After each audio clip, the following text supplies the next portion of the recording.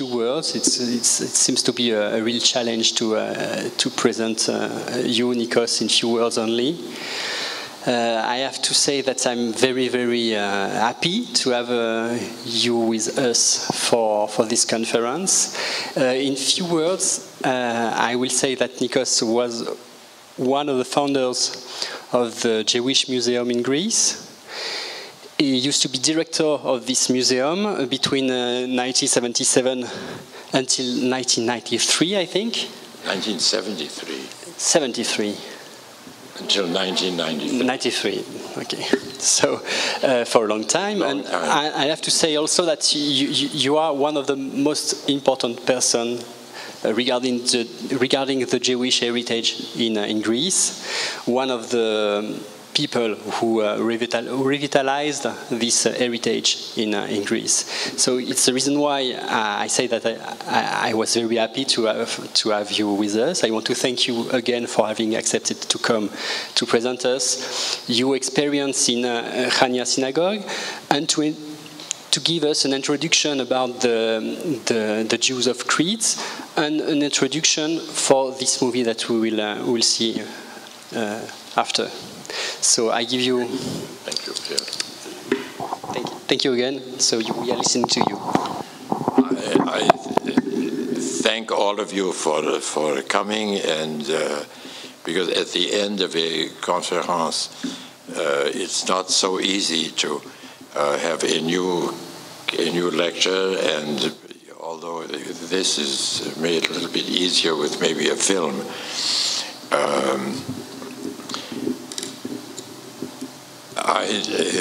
When Pierre originally suggested that I come, I had some thoughts about it because at this particular moment it was not particularly easy, and I have to admit that I over-prepared myself. I mean, I think Pierre suddenly got an image of me spending a lot of time at my computer, which I did, but I over-prepared. So you feel perfectly free to milk my mind as you wish when I finish with the main part of what I have to do.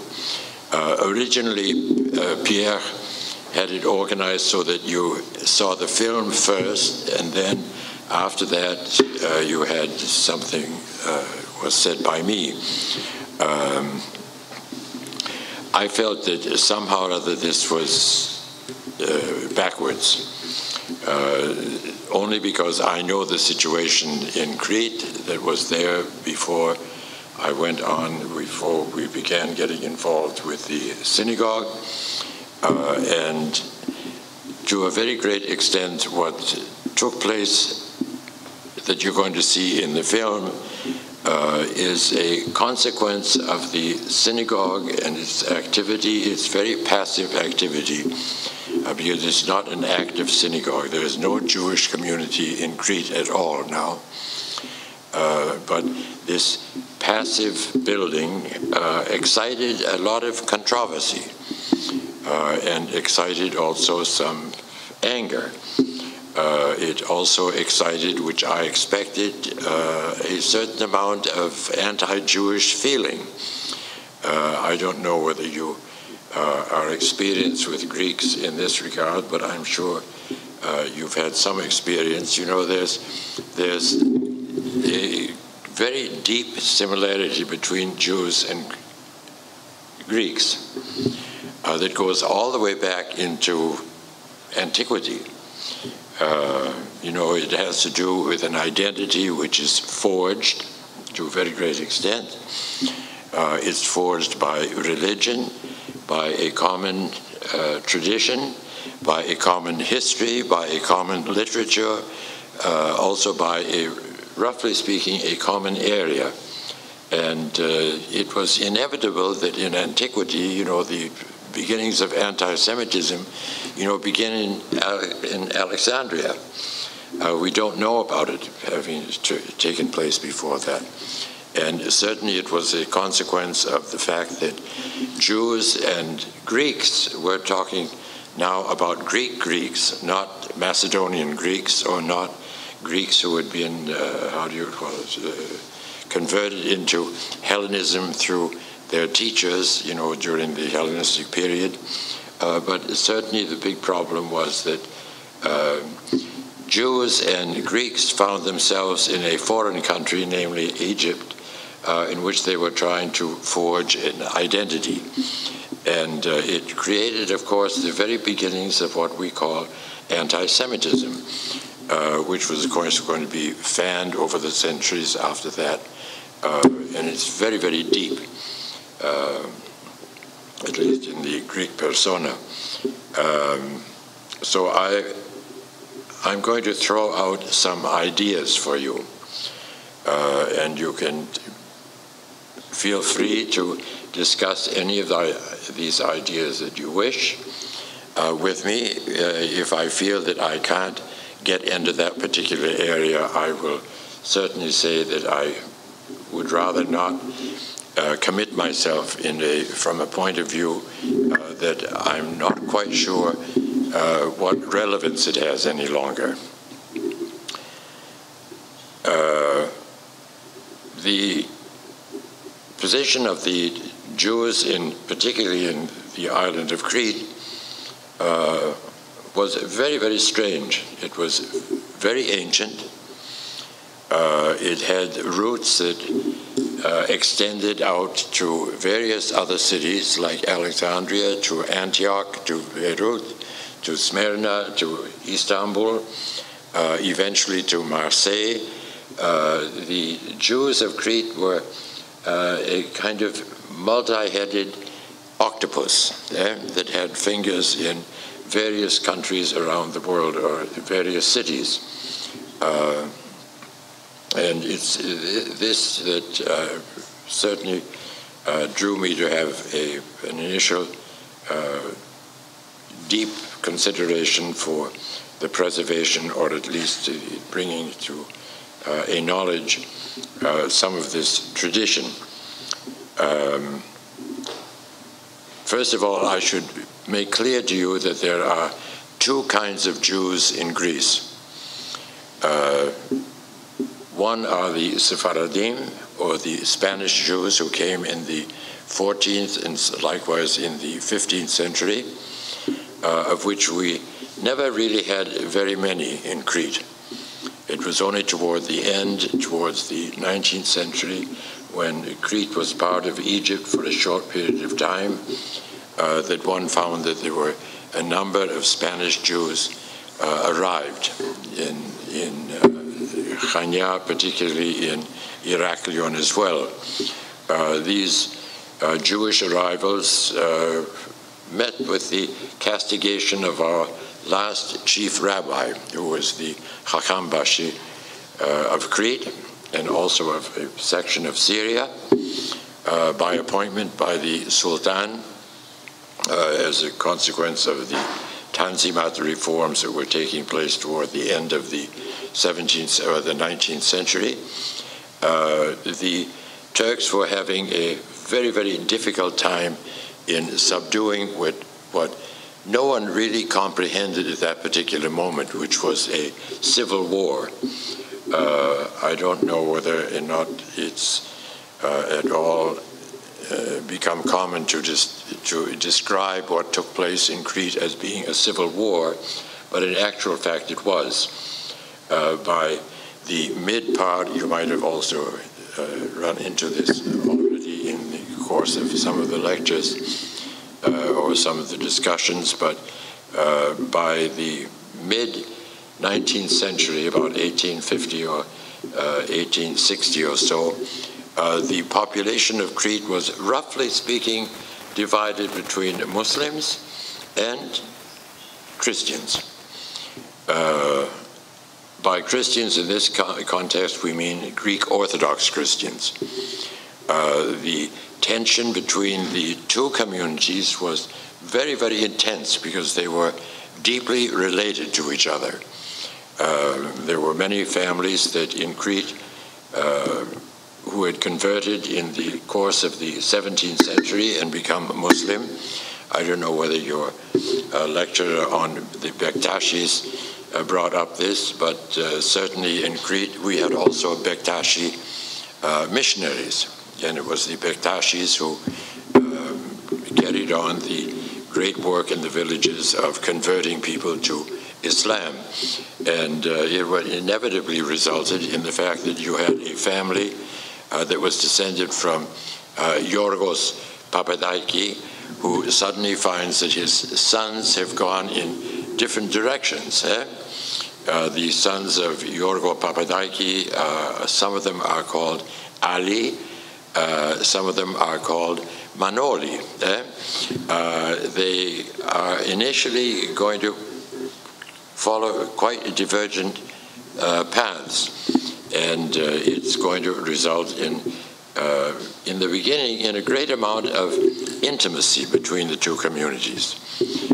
There were many villages in Crete where you can still see the remains of a mosque, you can still see the remains of a madrasa or a school next to the Christian church, next to the Greek Orthodox Church, and these people were very intimately involved with each other, you know, and it was an easy kind of life, because Crete is an easy place to live in from one point of view.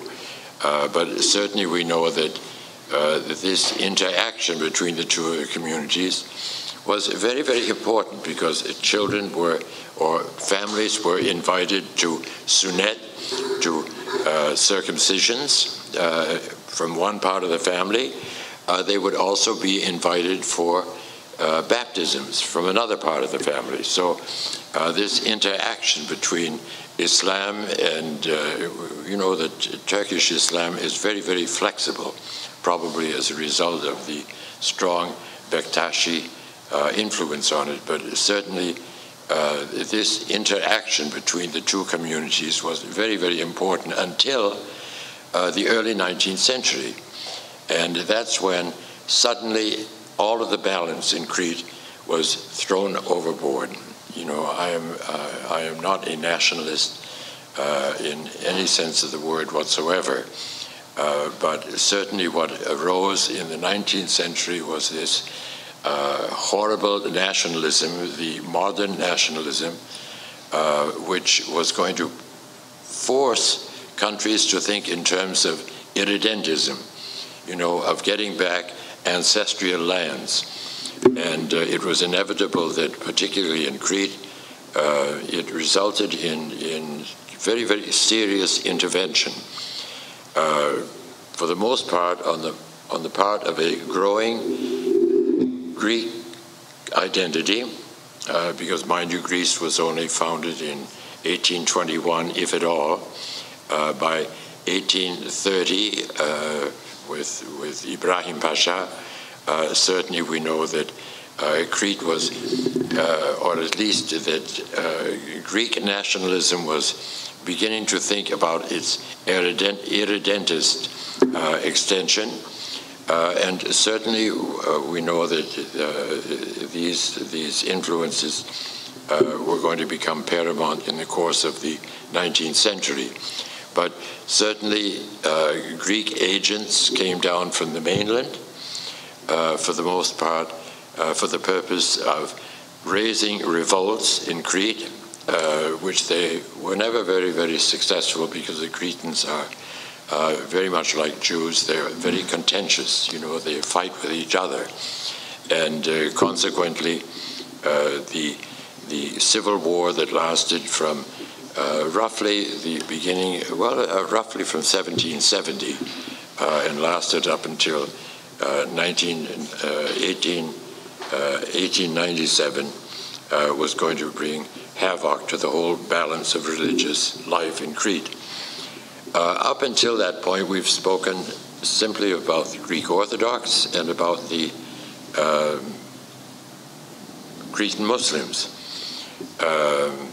I should mention that we had very, very large communities of Armenians. We had also very large communities of descendants of Bulgarians who had come during the time of Nikephoros Phokas.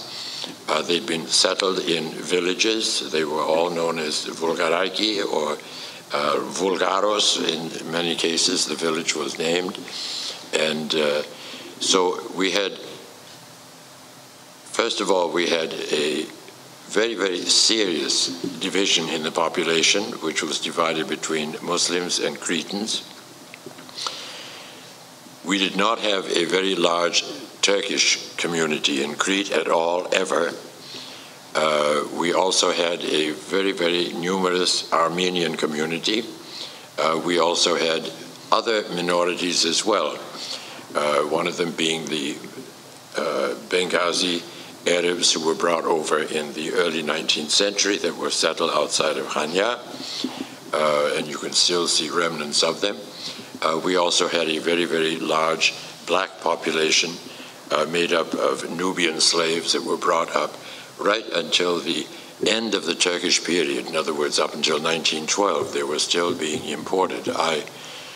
My first Greek I learned from, actual fact, one of them, who was named Salih, and Salih had been brought over as a child of 6 or 7 from Africa, from Khartoum. He and his sister and were settled in Hanya, and he was very, very much a Cretan. I mean, he had become completely identified with the island. The Jewish component was also of interest because in the course of these civil wars that are going to take place in the 19th century, the Jews found themselves more and more marginalized, as were the Muslims. One of the problems of the Muslim community in Crete particularly was their inability to speak any other language but Greek. They grew up with Greek. They were completely cut off from their original tradition, the literary tradition of Greek that goes all the way back to the Middle Ages. They certainly found themselves in a, from one point of view, in a kind of schizophrenic world in terms of identity. You know, on the one hand, the Cretan Muslims felt very, very much Cretans. They were from the island. They're still identifiable in Turkey as well. In particular place, I don't know whether some of you went to Rhodes. There's a very, very large community of Cretan Muslims that were settled in Rhodes in about 1924, 25. You know, you've come in from the airport and you see a long line of houses, you know, that were the places that were put up for these people after their arrival in 1925, 26. And they still have a very, very strong sense of identity. But the Jewish component in Crete had a very, very complex and very, very ancient identity that was very, very rigidly maintained.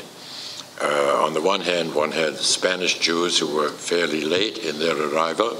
On the other hand, one had the original inhabitants, or I should say the original descendants of Greek-speaking Jews who had come from Alexandria, who had come from Antioch, who had come from even Judeo-Palestine, and who had settled in the island and were undeniably Cretan in their sense of identity. But of course, they also had a kind of schizophrenia as well, because on the one hand, there's this very strong local tradition, and on the other hand, one had a very, very strong sense of a community that was extended throughout the whole Mediterranean, you know, and for that reason, Crete became very, very famous because it's more particularly interesting about the structure of Cretan Jewish life was the fact that unlike elsewhere in Europe, Jews very, very quickly fell into an agrarian economy. You know, there was somehow a distinction between the urban Jews, who were merchants for the most part, and the agrarian Jews, who were the producers of wine, producers of cheese, the producers of other artifacts that were in great demand, even etrogs, you know, the citron that one uses for a particular Jewish holiday. And it was this interaction and monopoly, we might call it, that caused Jews many problems in the course of their dealing with the Venetians particularly. We don't know very much about how they dealt with the Byzantines, because the Byzantine period is very, very dark indeed. By 1900, as a consequence of the civil war that we've mentioned that was going on around them, because the majority of the people were either Christians or Muslims, the Jewish communities in Crete began to decline, one after the other. By 1900, it's estimated that probably there were only about 600 families in the whole of the island, which would have been predominantly in Candia or in Heraklion, some in Hierapetra, some certainly in Chania, some in Kisamo, some further to the east in places like Sitia. And these communities all had their synagogues of one kind or another, but they were adamantly Greek. You know, we have a number of responses of rabbis who complained in the course of the 16th century about the arrival of Hungarian Jews, for instance, who were fleeing the pogroms in Hungary. The Turks, of course, were anxious to settle Jews within their own realm, and many of these Jews were brought down into Crete. It caused an enormous reaction, you know, on the part of Cretan Jews, because they didn't want these people who spoke some other language, you know, that was Yiddish, you know, that was a kind of German as far as they were concerned. They also had customs in Crete which go back to very, very ancient traditions, some of which we've even revived now in Chania, but I mean, particularly, you know, the scriptures of the Jews were not in Hebrew up until the 6th century after the Christian period began, you know, which is quite late. The only official text of the entire Bible was in the Septuaginta, you know, in the Greek translation that had been made somewhere around 280 before the period of Christ. It was given a pedigree, you know, it was given a miraculous beginning by the rabbis in order to indicate that it was authentic, you know, just as authentic as the great work of Moses on Mount Sinai, but certainly this lingered on until very, very late, and it caused an enormous amount of problems with Jews from other lands who came into Crete. Particularly, they would have discovered on on Saturday mornings, when the scrolls of the laws were being taken out, that the scroll would be unrolled, and there would it would look like Hebrew. You know, all of the letters were there in Hebrew, but if you read it, you find that you ran smack into Greek, and it was the Greek of the Septuaginta, or one of the translations that had been made in the course of what were called targums in the course of the 4th, 5th century of the Christian era. So there were a number of peculiar things that I was aware of among Cretan Jews that I felt was somehow or other being lost. By 1941, all of the synagogues in Crete had been destroyed, except one. In the bombing of era of Chania in 1941, the British and the Germans both strafed Chania mercilessly for a fortnight, and the medieval synagogue was certainly destroyed, which was called Bet Shalom. And what was left was a rather interesting building that by 1944 was abandoned. In that year, on the 29th of May, all of the Jews of Chania, at least, were arrested en masse, and there were only 362. These are people who had been born on the island. They were very jealous of their tradition. They were very conscious of their tradition. And these people were all arrested and taken out to a prison outside of Chania.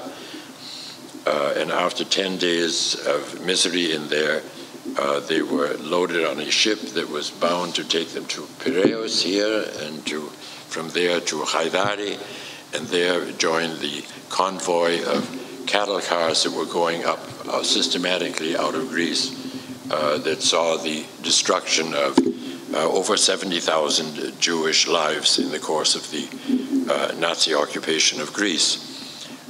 Certainly, what was very, very striking about this period was the fact that the arrest of the Jews of Chania, or the Jews of Crete, came at the very, very end of the war.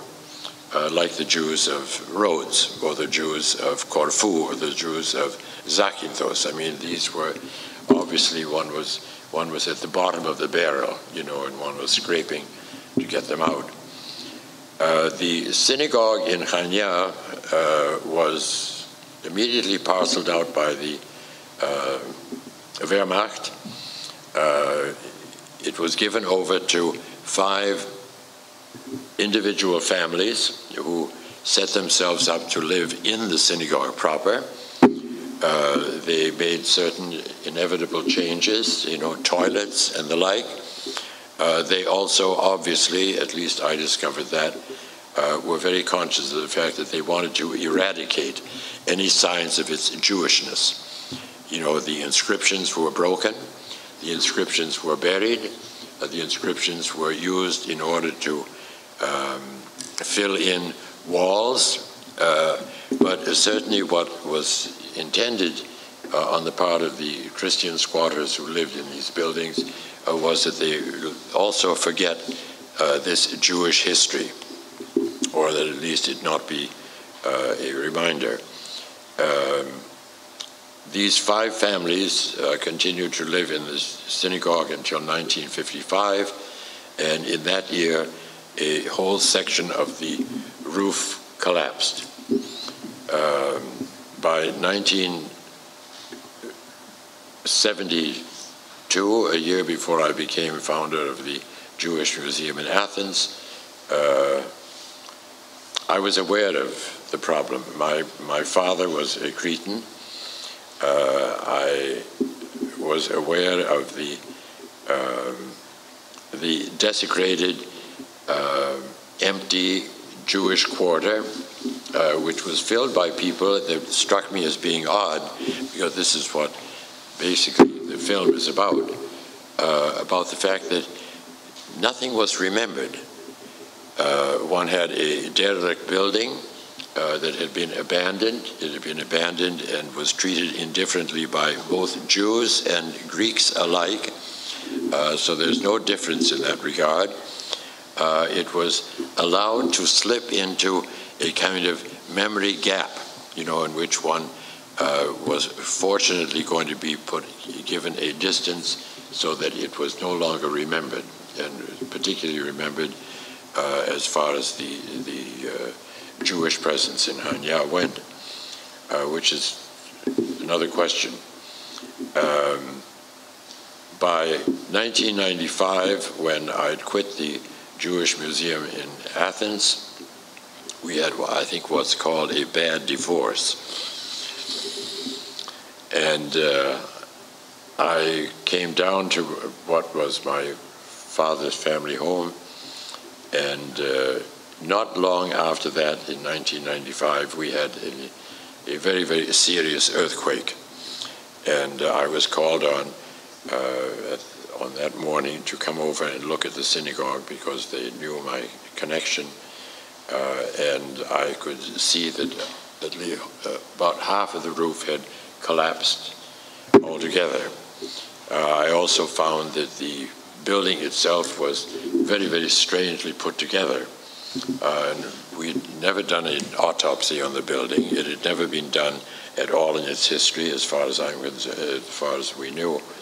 And what was particularly tragic about this particular moment was that the building was committing suicide.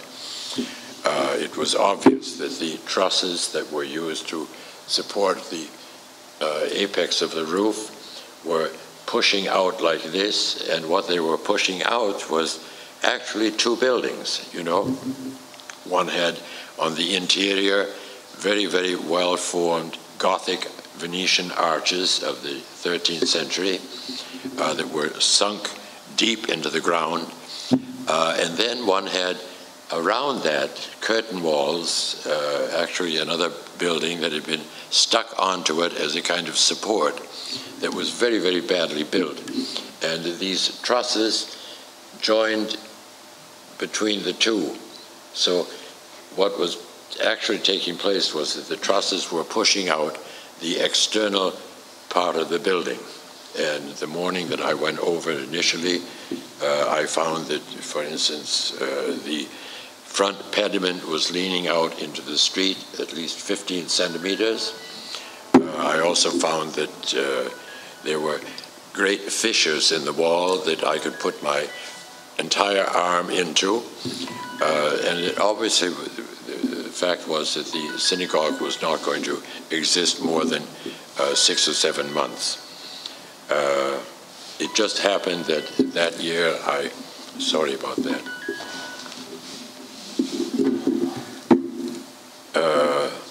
I was invited as part of my experience in the Jewish Museum of Greece. It resulted in this book that you can see here, which was on endangered Jewish sites in the whole of Greece. And I'd put together this compilation. This was in the year that the wall came down in Berlin. And it was a very, very moving time for everyone, at least for Jews in Eastern Europe.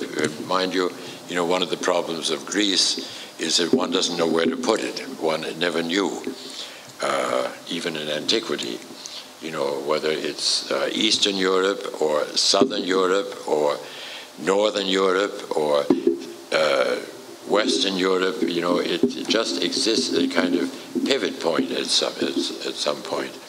And I gave my paper, I simplified it, and I gave it on the synagogue of Hainia. I apparently was very, very angry, and it impressed a number of people, my anger and my intensity, and the fact that this was the last of all of the Jewish monuments of Crete after a period of 2,500 years. There were no cemeteries left, there were no synagogues left, and here was one that was just that was killing itself, within 6 months. And I apparently was intense enough to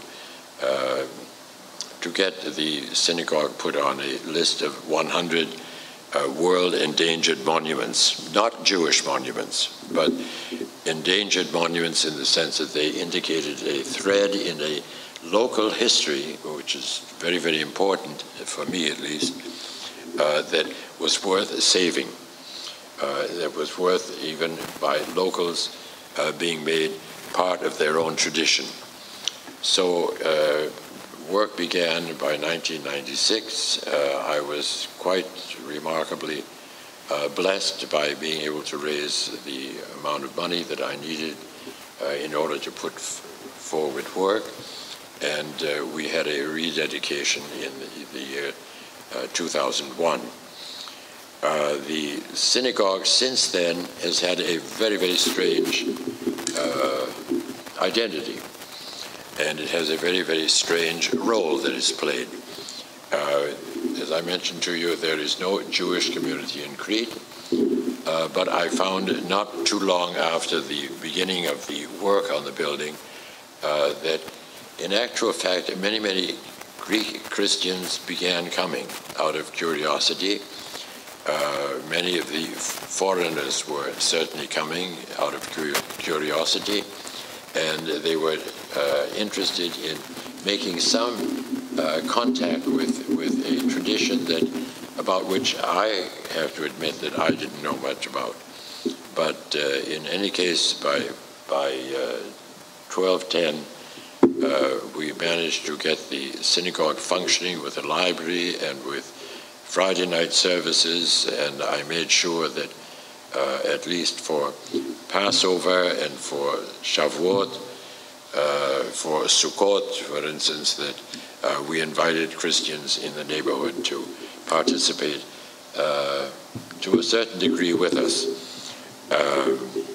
The synagogue, I'm using 1210 as a kind of pivot point because 2010 was when we had 2 arson attacks. The initial response on the part of the official Jewish agency and the official Jewish voices here in Athens, of course, was that it was anti-Semitic.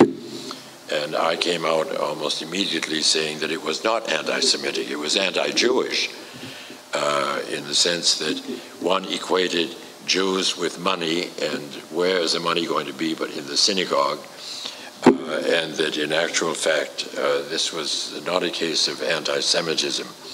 And we survived that period. We put into effect a reconstruction of certain parts of the synagogue that I had found difficult to maintain. I took a very high-handed approach to what we were going to be doing with the building. World Monuments Fund is basically a conservation affair, which means that one wants everything exactly as it is right now to preserve that status quo that one has at this particular moment. So in other words, it actually would have meant that I was going to be prepared, I was going to be preserving a ruin, you know, for all practical purposes. And I was not interested in this. And so I pushed ahead, and we began to think about in terms of some sort of renovation. And I found all of the evidence for the fact that there had been renovations going on through the entire history of this building from the 13th century. I mean, I found initially, for instance, that originally it was a Catholic church. It had been undoubtedly connected with the local Venetian attempts to convert Jews, because, you know, following the Roman pattern, Venetian Jews also had this custom of herding Jews on Saturday mornings after they'd finished with the synagogue into a nearby Christian church. And then they would be harangued at by a Dominican monk who would teach them how perfidious their ways were and how nasty they were by maintaining their Judaism. And undoubtedly this building eventually was destroyed for what reasons were not quite clear, although I think I am clear. But it was on the basis of this that the building was left as a marker in the Jewish quarter. And it was only in the period after the Turkish occupation that Jews were allowed to purchase proper buildings for their own purpose. And this building undoubtedly was brought into the community. It was revamped as a synagogue without any embarrassment whatsoever. Some of the holy water fonts were still left in place. And certainly one finds that this opened up an entirely new avenue of approach. So I took the initiative of treating this building as a renovation, of giving it a renewed life of some sort. And the renewed life, I wasn't quite sure what it was going to be, but Vasiliki's film and the film that Pierre has chosen to sort of cap off my loose presentation, because I lost my direction, as you can see. But in any case, you can see exactly what we've done, or what the building has done, because I have to admit that I am not a religious person by nature. Well, I am by nature, but I'm not by form. And I found that the role of being a teacher in this context was beyond my scope and interest. And so the building has been left pretty much as a monument, as a living monument, which has a very distinct identity as being a Jewish monument, but has a very distinct identity as being a Jewish monument in Crete. So I've maintained this, and we're quite jealous about it, and that's what the result of this intrusion into civilized national life in the 20th century, is going to present for you. So, thank you. Thank you.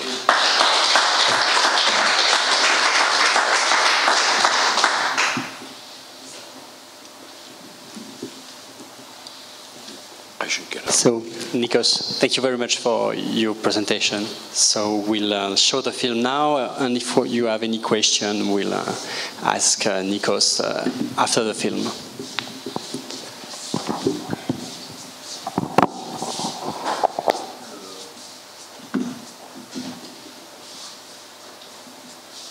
I have to say first that this film, how is it? Was funded by the European program Mediterranean Voice, Oral History and Cultural Practice in Mediterranean Cities.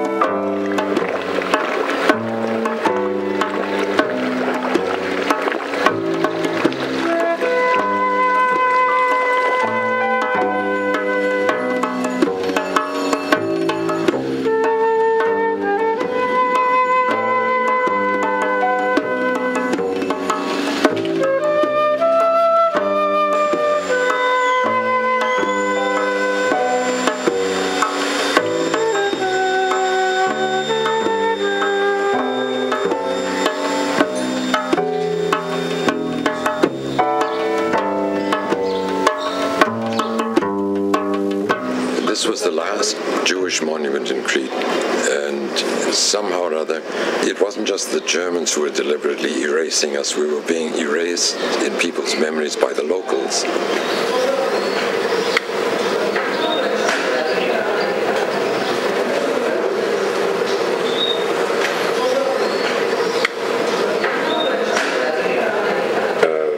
Mind you, we have no Jewish community here in Hania.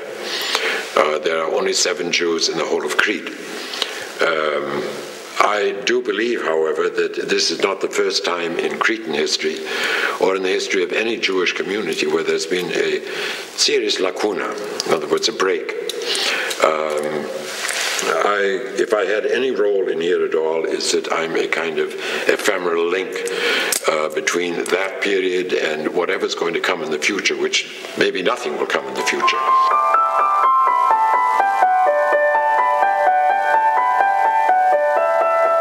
The Jewish presence on the Isle of Crete stretches back at least 2 millennia, most likely to the Hellenistic period, which covers approximately the 3rd century BCE to the 1st century CE.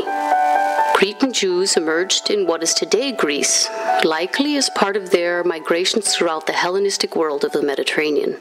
Their origins appear most likely to be the urban centers of this world, such as Alexandria and Antioch. A multicultural meeting point, the Hellenistic world was a hub for both the Hebrew and Greek intelligentsia of the age. It's likely, then, that Jewish populations of the Hellenistic world moved toward the Aegean Sea, creating there a Jewish diaspora in cities such as Ephesus, Smyrna, Thessaloniki, Halkida, Rhodos, and Delos, to name but a few. In any event, organized Jewish communities were already in existence in Crete's larger cities as of the time of the Roman conquest. Amongst those with the longest histories appear to be the communities in Chania, Rethymno, and Iraklio. These population groups of the Hellenistic Greco-Roman world, or Byzantium, also commonly called ancient Jews, are the Romaniot Jews, the Romaniotes. The Romaniotes are Greek-speaking, Hellenized Jews, with a very different culture from that of the Spanish-speaking Mediterranean Sephardic Jews who arrived here from the 15th century onward.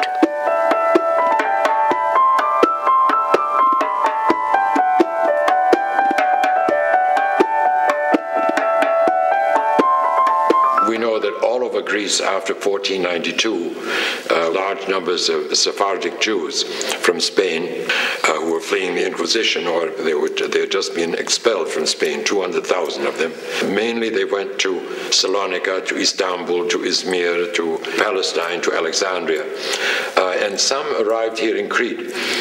We know that wherever the Spanish Jews came in contact with the indigenous Greek Jews, as they called them, the Gregos, there was a very, very serious conflict. The real problem was a whole question of culture. They were both Jews, certainly, both communities, but at the same time, the fact that Spanish Jews had lived for almost 800 years in relative peace in Spain. They had had a very, very rich, vibrant culture. They were very involved in the Renaissance. They were a very, very multifaceted community. And they weren't all from one area in Spain. They were from the north, center part of Spain, from Andalusia as well.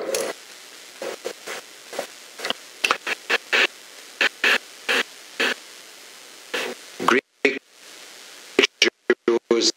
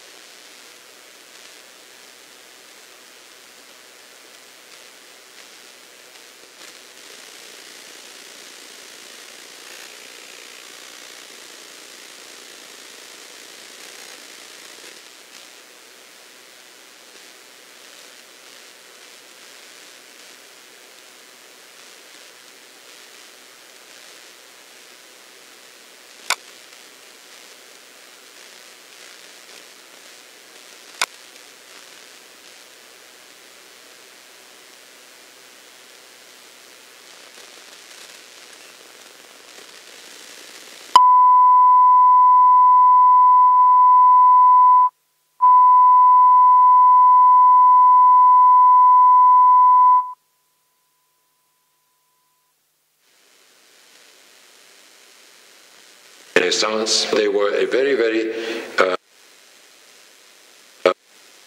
multifaceted community, and they weren't all from one area in Spain.